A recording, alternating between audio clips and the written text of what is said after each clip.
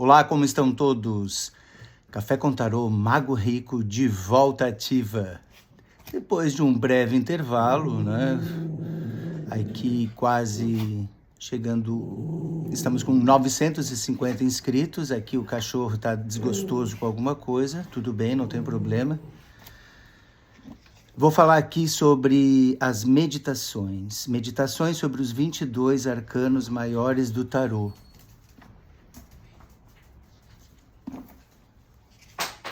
O mago.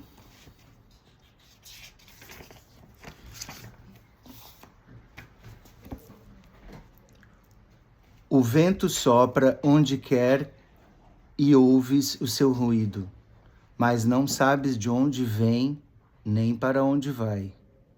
Assim acontece com todo aquele que nasceu do Espírito. João 3:8. Spiritus ubi vult, spirat et vossen, ejus audis sed nessis, unde veniat, aut quo vadat, sic est hominis qui natus est ex spiritu. Nessa noite feliz, eu me mantinha sozinho, ninguém me via. Eu me mantinha sozinho, ninguém me via. E eu não via nada para me guiar, senão a luz que brilhava no meu coração. São João da Cruz, Cântico da Alma, estrofe 3. Caro amigo desconhecido, as palavras do mestre citadas acima serviam-me de chave para a compreensão do primeiro arcano maior do tarô, o mago, que é, por sua vez, a chave de todos os outros arcanos maiores. Por isso eu as coloquei como epígrafe antes dessa carta. Citei em seguida uma estrofe dos Cânticos da Alma de São João da Cruz, porque ela tem o poder de despertar as camadas profundas da alma para as quais é preciso apelar, quando se trata do primeiro arcano do tarô e, consequentemente, de todos os arcanos maiores. Porque os arcanos maiores são símbolos autênticos, isto é, operações mágicas, entre aspas, mentais, psíquicas e morais, fecha aspas, que despertam noções, ideias, aspirações e sentimentos novos, o que significa que eles exigem uma atividade mais profunda do que a do estudo e a da explicação intelectual. Por isso, para aproximar-me deles, é necessário manter-se num estado de recolhimento profundo e sempre renovado. Quando alguém medita sobre os arcanos do tarô, as camadas profundas e íntimas de sua alma se tornam ativas e dão seus frutos. É, pois, necessário a noite, entre aspas, de qual fala São João da Cruz, na qual a alma, abre aspas, se mantém em segredo, fecha, e na qual deve atirar-se toda vez que medita sobre os arcanos do tarô. É trabalho que deve ser realizado na solidão e que convém aos solitários. Os arcanos maiores do tarô não são alegorias nem segredos. As alegorias são, com efeito, a representação figurativa de uma noção abstrata. Quanto aos segredos, são fatos, procedimentos, práticas e doutrinas quaisquer que alguém guarda para si, embora possam ser compreendidos e praticados por outros, aos quais seu dono não quer revelá-los. Os arcanos maiores do tarô são símbolos autênticos. Eles ocultam e, ao mesmo tempo, revelam seu sentido na proporção de profundeza do recolhimento da pessoa que os medita. O que eles revelam não são segredos, isto é, coisas ocultadas pela vontade humana, mas arcanos. Arcano é aquilo que alguém deve, entre aspas, saber, para ser fecundo em determinado domínio da vida espiritual. Aquilo que deve estar ativamente presente em nossa consciência, ou mesmo em nosso subconsciente, para nos tornar capazes de fazer descobertas, de gerar ideias novas, de conceber temas artísticos novos, numa palavra, para nos tornar fecundos em nossos esforços criativos. E isso em qualquer domínio da vida espiritual. O arcano é um fermento ou uma enzima cuja presença estimula a vida espiritual e anímica do homem. E os símbolos são os portadores desses fermentos ou dessas enzimas e os comunicam se o receptor for capaz de recebê-los. Isto é, se sentir pobre de espírito, entre aspas, e não sofrer da doença espiritual mais grave, a suficiência. Se o arcano é superior ao segredo, o mistério é superior ao arcano. O mistério é mais do que um fermento estimulante. Ele é um acontecimento espiritual comparável ao nascimento ou à morte física. E é a mudança total da motivação espiritual e psíquica ou do plano da consciência. Os 7 sacramentos da Igreja são as cores prismáticas da luz branca de um único mistério ou sacramento. E o do segundo nascimento, que o mestre ensinou a Nicodemos na conversa iniciática noturna com ele. É isso que o hermetismo cristão entende por grande iniciação. Não é necessário dizer que ninguém inicia os outros, se entendermos por iniciação o mistério do segundo nascimento ou o grande sacramento. A iniciação vem do alto e tem o valor e a duração da eternidade. O iniciador está no alto, cá embaixo só se encontra codiscípulos e estes se reconhecem no amor que têm uns aos outros. Também não existem mestres, porque existe um só mestre, que é o iniciador que está no alto. Sem dúvida, sempre existem mestres que ensinam suas doutrinas e iniciadores que comunicam alguns de seus segredos a outros, que se tornam, por sua vez, entre aspas, iniciados. Mas tudo isso não tem nada a ver com o mistério da grande iniciação. Por isso, o hermetismo cristão, enquanto iniciativa humana, não inicia ninguém.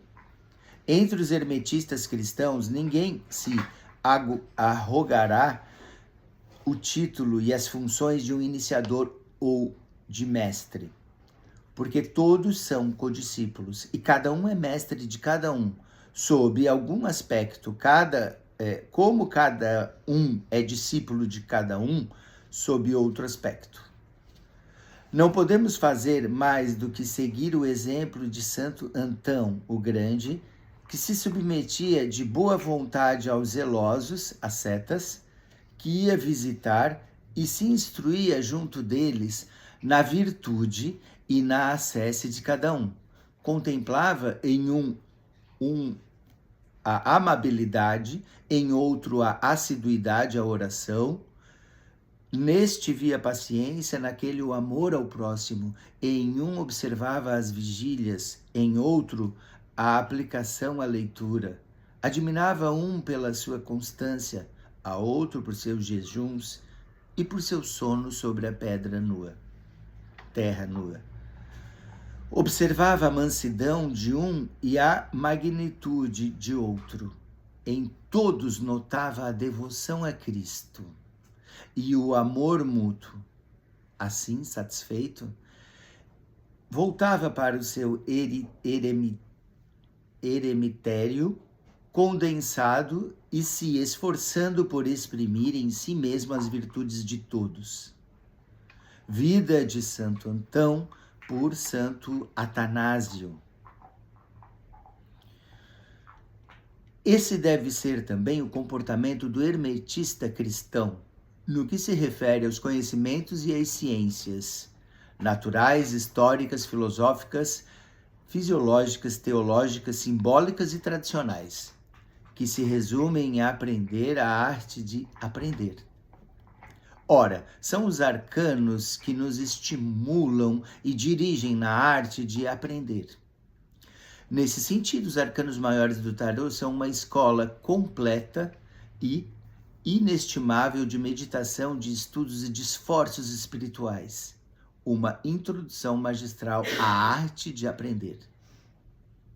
Caro amigo desconhecido, o hermetismo cristão não tem, pois, a pretensão de rivalizar com a religião, nem com as ciências oficiais. Aquele que procura nele a verdadeira religião, entre aspas, a verdadeira filosofia de vida, entre aspas, a verdadeira ciência, errará o endereço. Os hermetistas cristãos não são senhores, mas servos. Não têm a pretensão, algo pueril, de se elevarem acima da fé santa dos fiéis ou ainda dos frutos obtidos pelos esforços admiráveis dos trabalhadores da ciência, nem acima das criaturas do gênio artístico. Não têm o segredo das descobertas futuras das ciências. Por exemplo, ignoram, como todos, o remédio eficaz contra o câncer. Eles reconhecem igualmente a superioridade de um Francisco de Assis, que era homem de fé chamada esotérica, entre aspas. Sabem que cada um que tem uma fé sincera é um Francisco de Assis em potência. Os homens da fé, da ciência e da arte são superiores e eles, em vários pontos, essenciais. Os hermetistas o sabem e não se gloriam de serem mais, de crerem mais, de saberem mais ou de poderem mais. Não guardam em segredo uma religião que lhes seja própria, a fim de substituírem as religiões existentes ou uma ciência próxima para substituírem as ciências atuais ou artes próprias para substituírem as belas artes de hoje ou de amanhã. O que eles possuem não comporta vantagens tangíveis ou uma superioridade objetiva em relação à religião, à ciência e à arte. O que eles têm é apenas a alma comum da religião, da ciência e da arte. Em que consiste essa missão de conservar a alma comum da religião, da ciência e da arte? Respondo com um exemplo. Caro amigo desconhecido, sabes que na Alemanha, na França e em outros países, muitos preconizam a doutrina chamada das duas igrejas, a igreja de Pedro e a igreja de João, ou das duas épocas, a época de Pedro e a época de João. Sabes também que essa doutrina ensina o fim mais ou menos próximo da igreja de Pedro, ou do papado, seu símbolo visível, e ser substituído pelo espírito de João, o discípulo amado.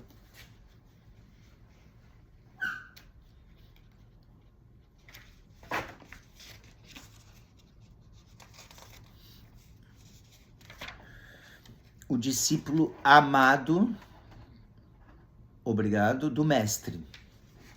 Aquele que, inclinado sobre seu peito, ouviu as batidas de seu coração. Assim, a igreja esotérica, entre aspas, de Pedro, daria lugar à igreja esotérica de João, que seria a da liberdade perfeita.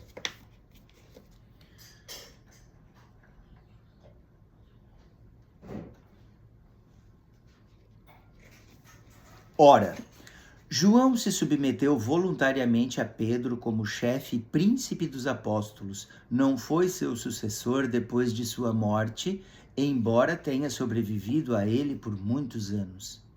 O discípulo amado que ouviu as batidas do coração do mestre é e será sempre o representante e o guardião desse coração. E como tal, não foi, não é e jamais será o chefe ou o cabeça da igreja. Porque como o coração não é chamado a substituir a cabeça, do mesmo modo, João não é chamado a suceder a Pedro. O coração conserva bem a vida e a alma, mas é a cabeça que toma as decisões e que dirige e escolhe os meios para a execução das tarefas do organismo todo, cabeça, coração e membros. A missão de João consiste em conservar a vida e a alma da igreja, em viver até a segunda vinda do Senhor. Por isso, João nunca pretendeu e nunca pretenderá ter a função diretiva do corpo da igreja. Ele vivifica esse corpo, mas não dirige suas ações. Ora, o hermetismo, a tradição hermética viva, guarda a alma comum da verdadeira cultura. Insisto em acrescentar, os hermetistas ouvem e às vezes compreendem o bater do coração da vida espiritual comum da religião, da ciência e da arte. Não tem nenhum privilégio em nenhum desses domínios. Os santos, os verdadeiros sábios e os artistas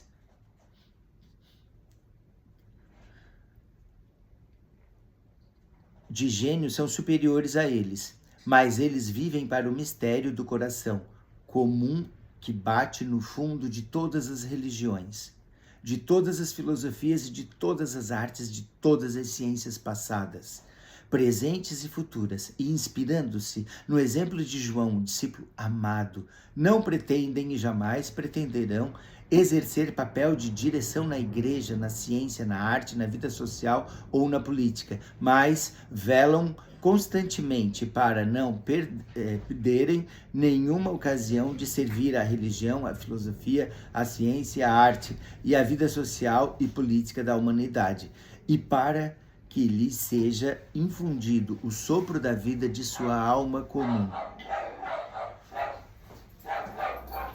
Em analogia com a administração do sacramento da Santa Comunhão, o hermetismo é somente um estimulante em fermento ou uma enzima no organismo da vida espiritual da humanidade. Nesse sentido, ele é em si mesmo um arcano, isso é, o antecedente do mistério do segundo, si mesmo um arcano, isto é, o antecedente do mistério do segundo nascimento ou da grande iniciação. Eis qual é o espírito do hermetismo, e é nesse espírito que voltamos agora ao primeiro arcano maior do tarô. Em que consiste essa primeira lâmina? Um jovem, tendo na cabeça um grande chapéu em formato de lemniscata, está de pé atrás de uma pequena mesa, sobre o qual se encontram um pequeno vaso amarelo, 3 pequenos discos amarelos, 4 discos vermelhos, um dos quais dividido ao meio por um traço, um copo vermelho com 2 dados, uma faca fora da bainha e uma bolsa para guardar pequenos objetos. O jovem, que é o mago, tem uma varinha em sua mão esquerda e uma bola ou moeda amarela em sua mão direita. Ele segura esses 2 objetos com despreocupação perfeita, sem apertá-los, nem demonstrar qualquer sinal de tensão, de indecisão, de pressa ou de esforço. Ele age com espontaneidade perfeita. Trata-se de jogo, não de trabalho, e nem sequer segue os movimentos de suas obras, seu olhar se dirige para outro lugar. Essa é a lâmina, que a série dos símbolos, isto é, dos reveladores dos arcanos, que é o jogo do tarô, se abra como uma figura representando um mago, um pelotiqueiro em ação. É, sem dúvida, surpreendente. Como explicá-lo? O primeiro arcano, princípio subjacente dos outros 21 arcanos maiores do tarô, é o da relação e de esforço pessoal e da realidade espiritual. Ele está em primeiro lugar na série porque quem não o compreender, isso é, quem não o entender na prática cognitiva e realizadora, não saberá o que fazer com os outros arcanos, visto que é o mago que é chamado a revelar o método prático, válido para todos os arcanos. Ele é o arcano dos arcanos, no sentido de que revela o que é necessário saber e poder para se entrar na escola dos exercícios espirituais, constituídos pelo conjunto do jogo do tarô, a fim de que se tire algum proveito dele. Com efeito, o princípio primeiro e fundamental do esoterismo, isto é, da vida, da experiência, da realidade do espírito, pode ser enunciado assim: aprendei primeiro a concentração sem esforço. Transformai o trabalho em jogo, com que o jugo que aceites seja suave e que o fardo que carregais seja leve. Este conselho, ou mandamento, ou advertência, como quiserdes, é muito importante. Ele é atestado pela sua fonte original, as palavras do mestre: o meu jugo é suave e meu fardo é leve. Mateus 11:30. Examinemos as 3 partes do enunciado acima, a fim de penetrarmos o arcano da distensão ativa, ou do esforço sem esforço. Aprendei primeiro a concentração sem esforço. Qual é o sentido prático e teórico desse enunciado?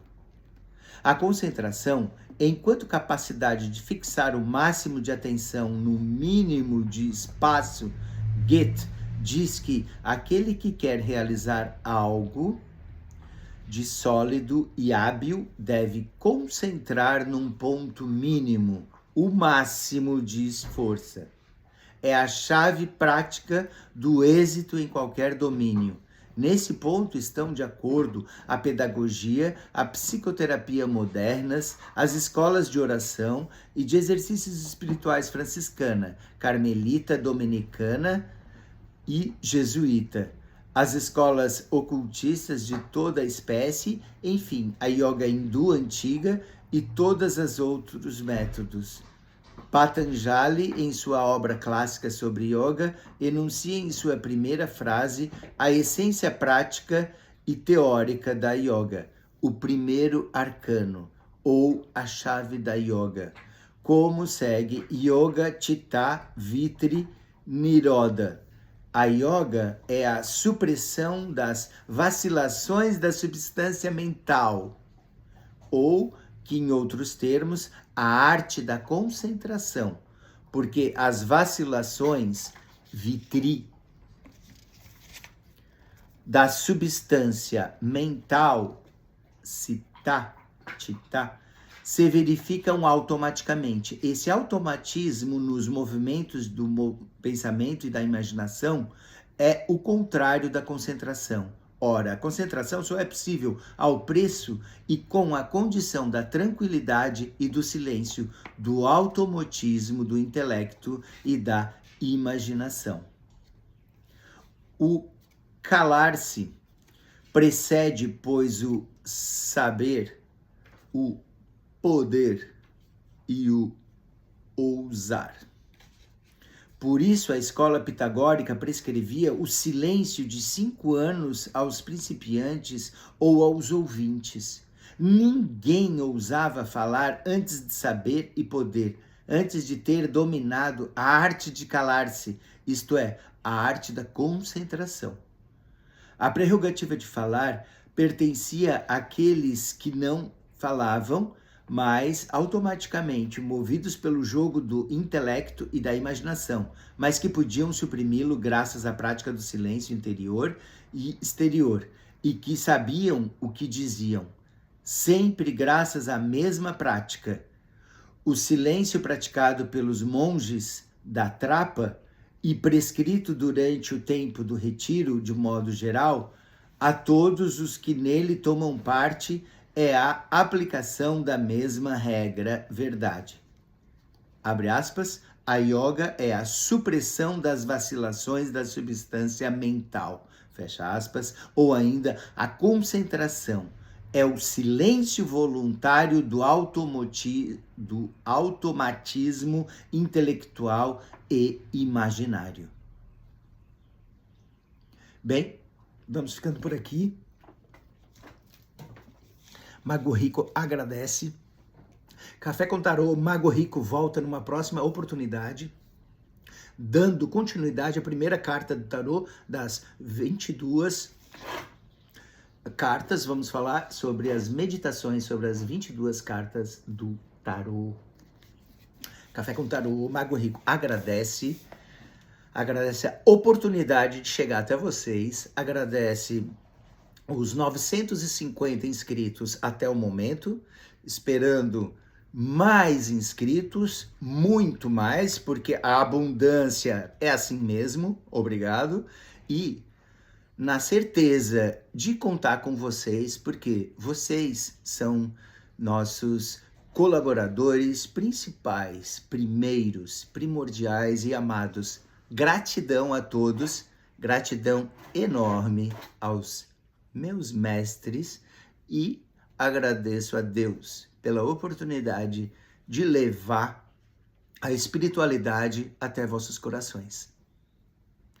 Namastê, fiquem com Deus. Até a próxima. Continua, então, essa meditação num próximo vídeo. Gratidão.